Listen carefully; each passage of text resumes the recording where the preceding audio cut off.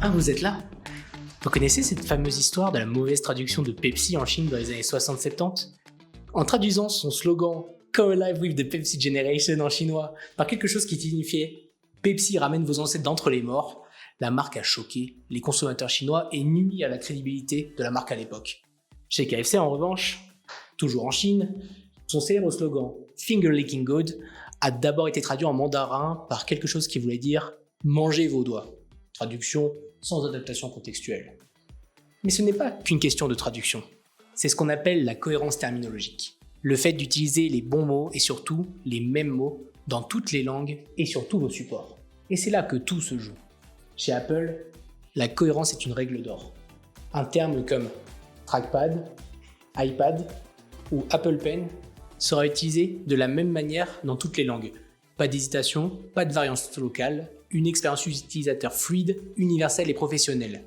Chez Ikea, par exemple, le nom des produits qui est souvent inventé reste les mêmes partout dans le monde, comme pour ces produits. Ça crée une reconnaissance immédiate, une identité forte, et ça évite tout malentendu culturel ou linguistique. Ces marques l'ont bien compris. La cohérence terminologique, c'est plus que de la traduction. C'est un levier de crédibilité, de performance et une image de marque. Mais alors, comment garantir cette cohérence avec votre prestataire linguistique? Comment poser les bonnes bases pour une communication multilingue vraiment cohérente?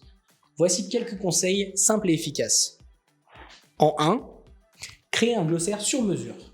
Listez vos termes clés, produits, services, expressions spécifiques. C'est votre base. Et surtout, validez-les avec votre prestataire en amont. En 2, donnez de la matière à vos traducteurs. Un site web, une brochure, une ancienne traduction, même un exemple d'un ton qui vous plaît et que vous aimez reproduire. Plus on a de contexte, plus la traduction est fidèle à votre style.